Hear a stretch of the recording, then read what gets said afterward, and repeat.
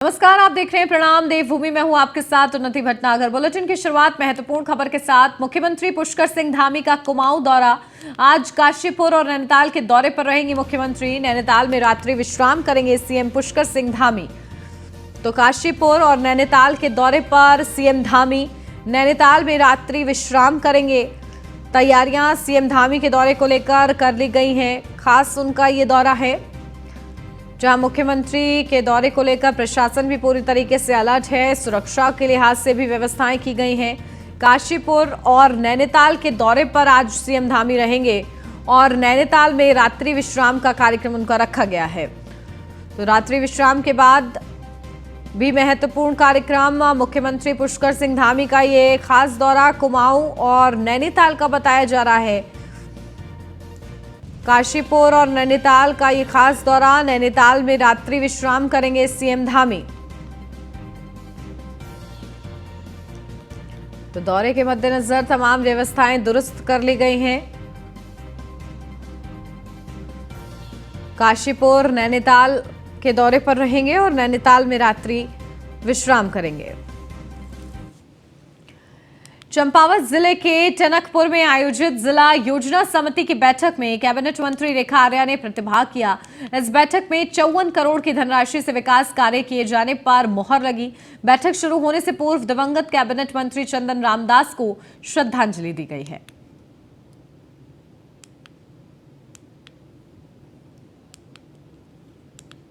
बैठक के माध्यम से लगभग चंपावत जिले को 54 करोड़ की धनराशि जो है आज विभिन्न विकास कार्यों के मद में जो है अनुमोदित की गई और मुझे लगता है कि इससे निश्चित रूप से जहां पर कमिटेड एक्सपेंडिचर को पूर्ण किया जाएगा, उसके साथ साथ में स्वरोजगार को भी और साथ साथ में विभिन्न विभाग, चाहे वो स्वास्थ्य के संदर्भ में हो, चाहे सड़क के परिप्रेक्ष्य में हो, नहर के परिप्रेक्ष्य में हो, जो भी चाहे भेषज के परिप्रेक्ष्य में हो, जो भी व्यवहारिक प्रस्ताव है वो आज सभी अनुमोदित कर।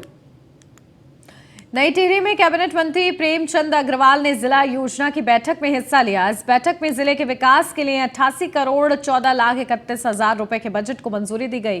जिला योजना की बैठक से पूर्व कैबिनेट मंत्री स्वर्गीय चंदन रामदास जी के चित्र पर पुष्पांजलि अर्पित कर कथा बैठक के अंत में 2 मिनट का मौन धारण कर भावभीनी श्रद्धांजलि दी गई।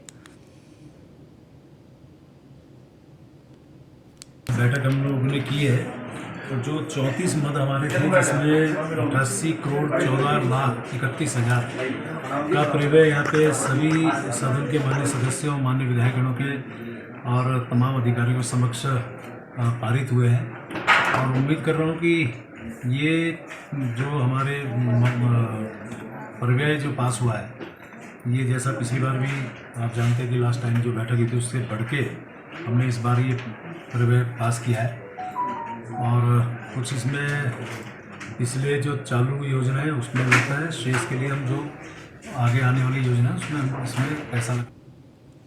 नैनीताल के ऐतिहासिक राजभवन में 29 अप्रैल को पहली बार ज्यूरिस कप गोल्फ टूर्नामेंट का आयोजन किया जाएगा, जिसका शुभारंभ राज्यपाल लेफ्टिनेंट जनरल गुरमीत सिंह करेंगे। लीगल गोल्फर्स एसोसिएशन नई दिल्ली द्वारा ये प्रतियोगिता आयोजित कराई जा रही है, जिसमें सुप्रीम के जजेस और वकील प्रतिभाग करेंगे। शनिवार सुबह 11 बजे से शुरू होने वाले ज्यूरिस कप प्रतियोगिता में करीब 28 गोल्फर्स प्रतिभाग करेंगे और 4 बजे प्रतियोगिता का समापन कर विजेताओं को पुरस्कार वितरित किया जाएगा। ये गोल्फ कोर्स जो है यहाँ हमारे नैनीताल में एक ज्यूरिस कप होना है। वो ज्यूरिस कप 29 तारीख को होगा, अप्रैल में 29 अप्रैल को सुबह 11 बजे से शुरू होगा और शाम को 4-1 बजे ख़त्म हो जाएगा। इसमें करीब 28 गोल्फर्स पार्ट लेंगे और जिसमें से काफ़ी लोग जो हैं वो दिल्ली हाई कोर्ट और सुप्रीम कोर्ट के लॉयर्स हैं और कुछ जजेस हैं। उद्घाटन सत्र पर कौन आ रहे हैं? उद्घाटन जो है वो माननीय राज्यपाल जनरल गुरमीत सिंह करेंगे, वो भी आ रहे हैं इसके लिए, और जब प्राइज डिस्ट्रीब्यूशन भी वही करेंगे। किस तरह से खेल होना है? ये खेल खेल का जैसे 2 किस्म के खेल होते हैं। एक स्ट्रोक प्ले होता है और एक दूसरा प्ले होता है स्टेबल फोर्ट जिसको बोलते हैं। तो अब स्टेबल फोर्ट के तहत इसको बीजेपी मुख्यालय में शुक्रवार को एक शोक सभा का आयोजन किया गया, जिसमें स्वर्गीय कैबिनेट मंत्री चंदन रामदास को श्रद्धांजलि दी गई। इस श्रद्धांजलि सभा में बीजेपी प्रदेश अध्यक्ष महेंद्र भट्ट, प्रदेश महामंत्री, कई विधायक और दून के मेयर सहित बड़ी संख्या में पदाधिकारी और बीजेपी कार्यकर्ता मौजूद रहे। सभी ने चंदन रामदास की तस्वीर पर माल्यार्पण कर उन्हें श्रद्धांजलि दी। इस मौके पर बीजेपी प्रदेश अध्यक्ष महेंद्र भट्ट सहित सभी वरिष्ठ नेताओं ने स्वर्गीय चंदन रामदास के पार्टी और समाज में दिए गए योगदान पर अपने विचार रखे। साथ ही उनकी उपलब्धियों को शोक सभा में सबके सामने रखा गया। बता दें, बीजेपी द्वारा प्रदेश भर के सभी जिला मुख्यालय एवं मंडल मुख्यालय में चंदन रामदास को पार्टी कार्यकर्ताओं द्वारा श्रद्धांजलि दिए जाने का कार्यक्रम रखा गया था। हमारे बहुत वरिष्ठ कार्यकर्ता थे, प्रदेश सरकार में मंत्री थे, और जो विभाग उनको दो दिए गए, चाहे परिवहन का विभाग हो, समाज कल्याण का विभाग हो, दोनों विभागों ने प्राकृतिक रूप से और अकाल्पनिक प्रगति प्राप्त की। अचानक उनका चला जाना हम सबको स्तब्ध करता है। कल मैं बागेश्वर में भी था, और जिस प्रकार का जन स्नेह उनके प्रति वहाँ की जनता ने दिखाया, अपने आप में बहुत था।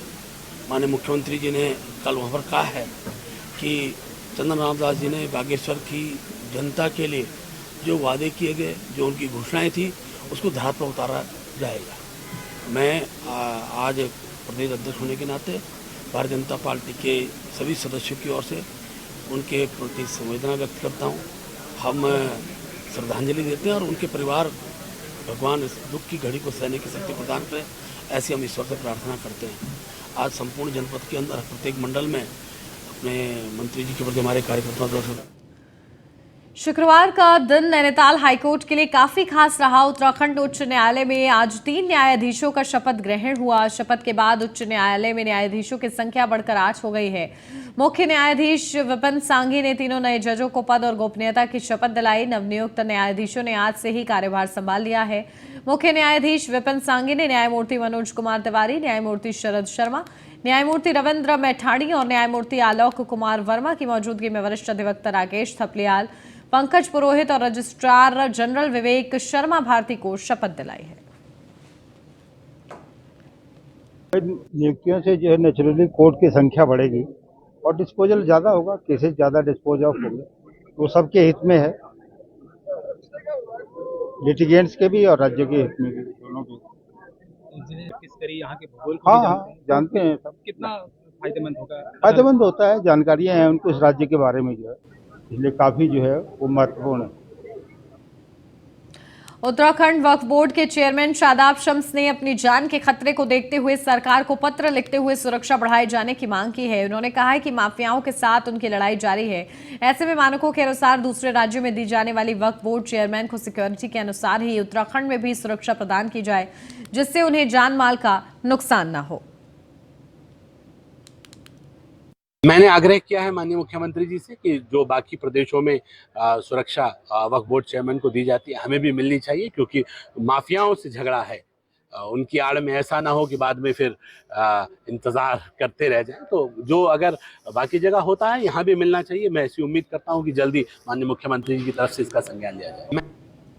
नवंबर माह में उत्तराखंड में 9 नगर निगम, 43 नगर पालिका परिषद और 50 नगर पंचायतों में चुनाव होने हैं। पर इससे पहले सभी निकायों में ओबीसी सर्वेक्षण का काम एकल सदस्यीय समर्पित आयोग के निर्देशों पर किया जा रहा है। ऐसे भी तमाम जानकारियां हैं कि उत्तराखंड में चल रहे निकायों के ओबीसी सर्वेक्षण में बड़े पैमाने पर घपला भी सामने आया है, जिसकी वजह से नवंबर माह में संभावित निकाय चुनाव पर संकट पैदा हो गया है। वहीं निकाय चुनाव में हो रही लेट लतीफी को लेकर अब बीजेपी कांग्रेस भी आमने सामने नजर आ रहे हैं।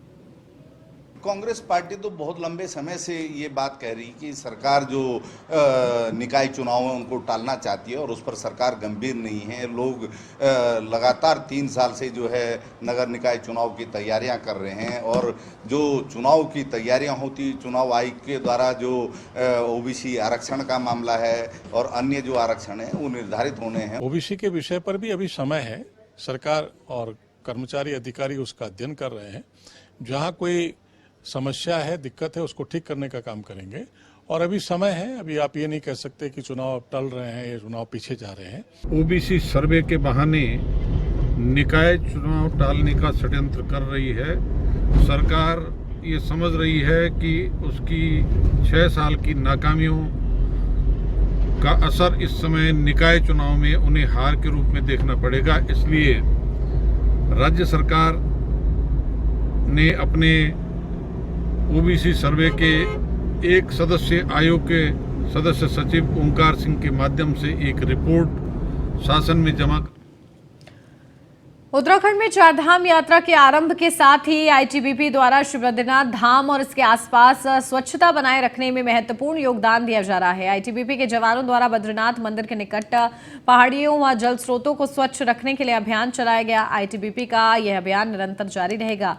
प्रशासन ने भी आईटीबीपी के जवानों के इस स्वच्छता अभियान की प्रशंसा की है। इससे चारधाम यात्रा पर आने वाले सभी तीर्थयात्रियों, स्थानीय लोगों को धामों और चारधाम यात्रा मार्ग पर स्वच्छता बनाए रखने की प्रेरणा मिलेगी। वहीं मुख्यमंत्री पुष्कर सिंह धामी ने भी आईटीबीपी के जवानों को बद्रीनाथ धाम में स्वच्छता अभियान संचालित करने के लिए बधाई और शुभकामनाएं दी हैं।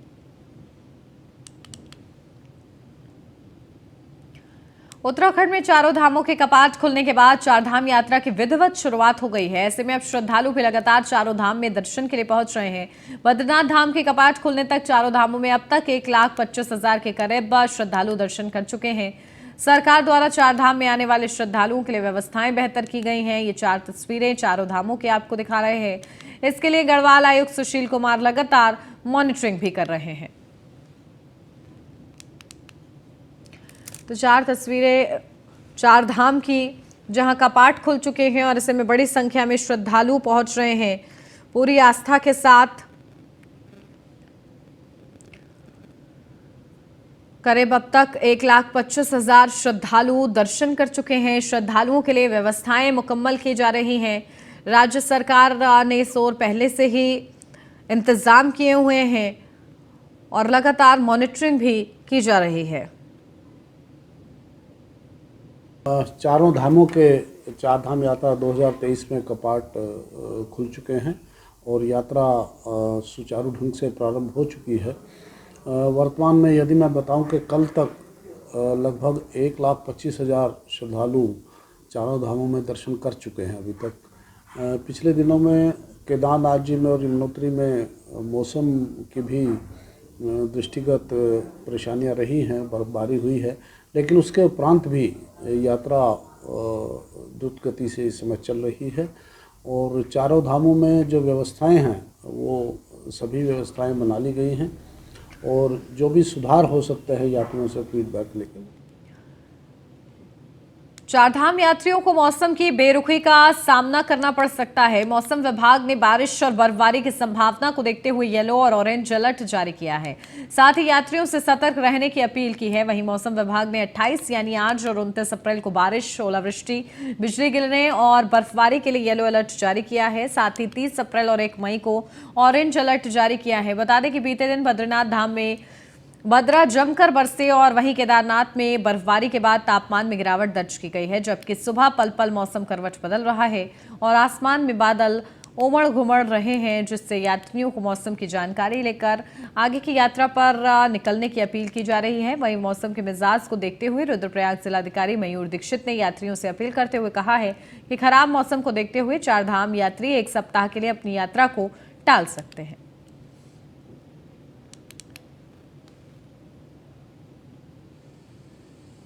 चारधाम यात्रा शुरू हुए महज 5 ही दिन हुए हैं, लेकिन अब तक 8 श्रद्धालु यात्रा के दौरान अपनी जान गंवा चुके हैं। जहां एक तरफ लगातार मॉक ड्रिल्स का आयोजन कर स्वास्थ्य विभाग अपनी तैयारियों को पूरा बता रहा है, तो दूसरी तरफ 7 लोगों की जान हार्ट अटैक की वजह से गई है, जबकि एक व्यक्ति की मौत पहाड़ी से नीचे गिरने से हुई है। हालांकि स्वास्थ्य सचिव डॉक्टर आर राजेश कुमार के अनुसार विभाग ने चारधाम को लेकर कोई कोर कसर नहीं छोड़ी है। हेल्थ एटीएम भी कई जगहों पर लगाए गए हैं, जिनसे यात्री मेडिकल टेस्ट करवा सकते हैं। साथ ही स्वास्थ्य विभाग की ओर से चारधाम में आ रहे यात्रियों से यह अपील भी की जा रही है कि सभी मेडिकल टेस्ट करवाने और यूपी और पूरी तरीके से स्वस्थ पाए जाने के पश्चात ही यात्री चारधाम यात्रा को शुरू करें। उनकी सुविधा के लिए पूरे समस्त चारधाम यात्रा रूट में हमने 50 हेल्थ एटीएम्स लगाए हैं। इसके अलावा जितने भी हमारे मेडिकल रिलीफ पोस्ट हैं चारों धामों में, जैसे केदारनाथ में 10 है, गंगोत्री में 1 है, यमुनोत्री में 3 है और बद्रीनाथ जी में 3 है। तो इन सभी जगहों पे हमारे point of care testing devices हैं और ये डिवाइस 28 किस्म के टेस्ट करता है, जैसे टेम्परेचर, पल्स, बीपी, ईसीजी इत्यादि।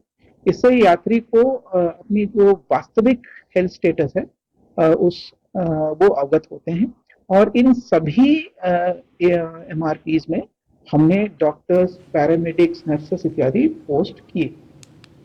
मुख्यमंत्री पुष्कर सिंह धामी ने सड़क दुर्घटनाओं में कमी लाने के लिए चारधाम मोटर मार्गों पर चिन्हित 77 अति संवेदनशील स्थलों पर क्रैश बैरियर लगाने के निर्देश दिए थे, जिसमें उत्तरकाशी, चमोली, पौड़ी जिले शामिल हैं, जिस पर ट्रैफिक पुलिस गंभीरता से काम कर रही है। यातायात निदेशक मुख्तार मोहसिन ने जानकारी देते हुए बताया कि दुर्घटना संभावित अति संवेदनशील मार्गों को चिन्हित किया गया है और वहां क्रैश बैरियर लगाए जा रहे हैं। साथ ही जो क्रैश बैरियर डैमेज हुए हैं उनको भी ठीक कराया जा रहा है, ताकि सड़क दुर्घटना होने से बचा जा सके और साथ ही अगर वहां दुर्घटना हो जाती है तो रेस्क्यू का काम जल्द से जल्द किया जा सके। ब्लैक स्पॉट और दुर्घटना संभावित क्षेत्र, इन सब जगहों को आइडेंटिफाई किया हुआ है और जो कॉशनरी बोर्ड्स हैं, क्रैश बैरियर लगाने का काम है या उनके रिपेयर का काम है, वो सब काम हम काम कर रहे हैं और दूसरे विभाग के सहायता से भी वहाँ पे हम लोग काम कर रहे हैं। इसके अलावा मैन पावर को भी डिप्लॉय किया गया है, कैमरे वगैरह भी लगाएंगे हैं, ताकि इस तरीके की कोई अगर सड़क दुर्घटना हो तो एक तो सड़क दुर्घटना को बचाया जा सके, अगर सड़क दुर्घटना हो जाती हो तो वहाँ पे search and rescue.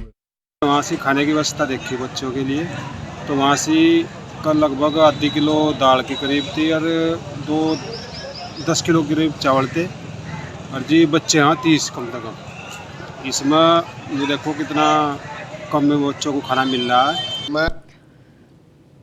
Mussoorie mall road पर चल रहे सौंदर्यीकरण और पुनर्निर्माण के कार्य में हो रही देरी को लेकर जहां मसूरी के लोगों में गुस्सा है, तो वहीं पर्यटन सीजन भी शुरू होने वाला है, जिससे संभावना ये जताई जा रही है कि माल रोड में चल रहे निर्माण कार्यों के चलते पर्यटन सीजन प्रभावित हो सकता है। वहीं जिला प्रशासन माल रोड के पुनर्निर्माण के कार्यों को अप्रैल माह के अंत तक पूरा कराए जाने को लेकर लगातार काम कर रहा है, जिसको लेकर जिलाधिकारी देहरादून सोनिका द्वारा समय समय पर माल रोड के पुनर्निर्माण और सुंदरीकरण को लेकर किए जा रहे कार्यों की समीक्षा की जा रही है। शुक्रवार को जिलाधिकारी देहरादून सोनिका सिंह द्वारा करीब 2 किलोमीटर की माल रोड का पैदल निरीक्षण किया गया। वहीं अधिकारियों को अप्रैल अंत तक माल रोड की सड़क का निर्माण करने के लिए निर्देश दिए गए। तो इन्होंने ब्लैक टॉप कर दिया है। फिर यहाँ से जो झूला घर से आगे का जो एरिया है, अपर मॉल रोड इन्होंने ब्लैक टॉप कर दी है, लोअर मॉल रोड, और फिर वहाँ से जो पिक्चर पैलेस तक का रास्ता है अभी उसमें काम चल रहा है और हम लोग पूरी कोशिश कर रहे हैं कि हम लोग अप्रैल एंड तक ही इस पूरे काम को कंप्लीट कर दें। थोड़ा बहुत आगे पीछे हो तो भी, लेकिन कंप्लीट करने की पूरी। मैंने कहा कि हम तो कोशिश करेंगे कि हम 30 तारीख तक, अभी भी हमारे पास 3 दिन है। लक्सर में समाज कल्याण विभाग के शिविर में मारपीट करने के मामले में वर्तमान विधायक प्रतिनिधि ने पुलिस में शिकायत दर्ज कराई है। शिकायत मिलने के बाद पुलिस ने पूर्व विधायक, समर्थक, प्रधान और अज्ञात के खिलाफ केस दर्ज कर जांच शुरू कर दी है। बता दें, बीते दिन दिव्यांगों के लिए खानपुर ब्लॉक मुख्यालय में समाज कल्याण विभाग की ओर से लगे शिविर में खानपुर के वर्तमान और पूर्व विधायक के समर्थक आपस में भिड़ गए। सूचना पाकर पुलिस मौके पर पहुंची, जब जाकर मामला शांत हुआ। वर्तमान विधायक पक्ष ने मामले में खानपुर थाने में दबकी कला के ग्राम प्रधान समेत अज्ञात के खिलाफ मुकदमा दर्ज कराया है। खानपुर ब्लॉक में एक प्रोग्राम आयोजित किया गया था जिसमें 2 पक्षों में विवाद हो गया और मारपीट हुई, तो उसके प्रकरण के चलते जो है कल तहरीर प्राप्त हुई थाना खानपुर पे और उसमें धारा 323, 54, 56 के अंतर्गत मुकदमा पंजीकृत किया गया। सूचना प्राप्त हुई थी कि खानपुर ब्लॉक में एक प्रोग्राम आयोजित किया गया था जिसमें 2 पक्षों में विवाद हो गया और मारपीट हुई, तो उसके प्रकरण के चलते जो है कल तहरीर प्राप्त हुई थाना खानपुर पे और उसमें धारा 323, 54, 56 के अंतर्गत मुकदमा पंजीकृत किया गया। सूचना प्राप्त हुई थी कि खानपुर ब्लॉक में एक प्रोग्राम। देहरादून जिले की रानी पोखरी थाना पुलिस ने 2 चोरों को गिरफ्तार किया है, जिनके कब्जे से कुछ दिन पहले चोरी की गई एक नई स्कूटी भी बरामद हुई है। आरोपियों की पहचान आकाश कुमार और अर्जुन थापा निवासी देहरादून के रूप में हुई है। पुलिस दोनों के आपराधिक इतिहास की जानकारी जुटा रही है।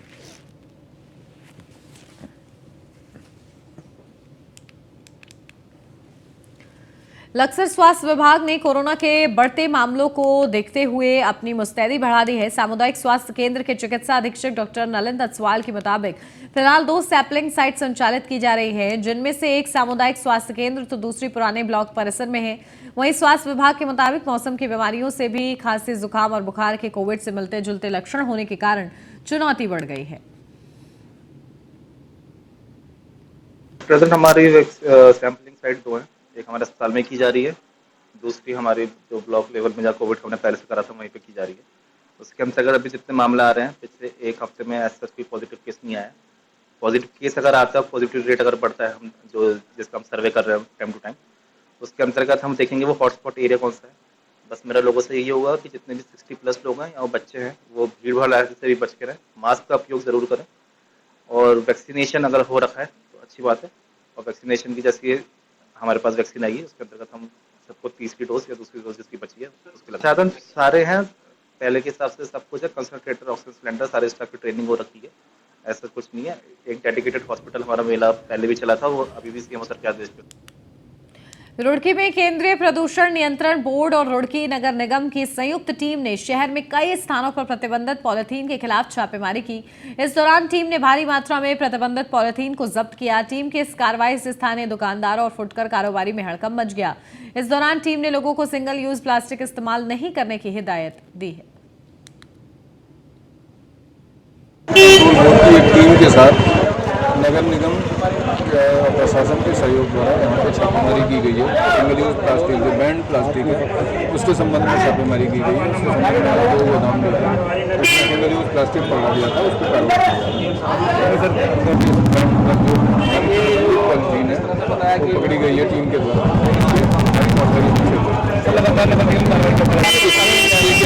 हमने सिर्फ कार्रवाई ही नहीं की है, पॉलिथीन पकड़ी है उसके बाद जुर्माना किया है, साथ के साथ व्यापारियों के साथ बैठक करके इसके विकल्प के बारे में भी उन्हें परिचित कराया है और जो उसका विकल्प जो प्रोड्यूस करते हैं उनसे मिलवाया भी है।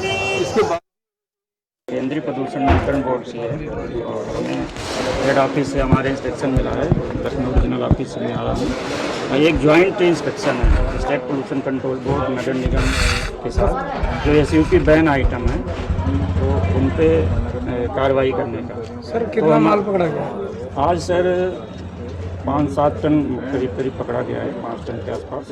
वो सारी पॉलीथीन सीज की गई है। कितने गोदामों पर कार्रवाई की गई? सर अभी तो हमने उधर कुछ किए हैं, अब यहाँ मैं नया हूँ तो आइडिया तो है नहीं एरिया। अभी इस एरिया में 2 गोदाम पकड़े। सर लगातार रुड़की सर भट्टों से संबंधित तो हम है नहीं, हम तो पॉलीथीन से। किस तरह की कार्रवाई की जाएगी जो देहरादून नगर निगम उनके खिलाफ बड़ी कार्रवाई करने जा रहा है जिन्होंने कूड़ा उठान का चार्ज कई महीनों से जमा नहीं किया है। मुख्य नगर स्वास्थ्य अधिकारी अविनाश खन्ना के मुताबिक दून स्कूल समेत पैसिफिक मॉल से 3 लाख का जुर्माना वसूल किया गया है, लेकिन JMS ग्रैंड, दून दरबार समेत अभी भी बड़े बड़े नामी होटल, रेस्टोरेंट समेत कई ऐसे संस्थाएं हैं जिन्होंने अगस्त से लेकर अभी तक कूड़ा उठान का चार्ज जमा नहीं किया है, जिनको नोटिस भेजा गया है और नोटिस का जवाब नहीं देने पर 10-10 हजार रुपए का जुर्माना वसूला जाएगा। कार्रवाई शुरू करी थी प्रत्येक हाउसिंग सोसाइटीज पे, बड़े होटल्स पे और रेस्टोरेंट्स में जो बल्क वेस्ट जनरेटर की कैटेगरी में आते हैं। उसके क्रम में जो है अभी हम लोगों ने जो है लगभग 76 हाउसिंग सोसाइटीज और लगभग इतने ही करीब जो है हम लोगों ने बड़े होटल और रेस्टोरेंट्स को चिन्हित कर जो है उनको कार्रवाई करने के लिए किया था, जिसपे 10,000 रुपये का उनपे जो है शास्ति भी आरोपित की थी।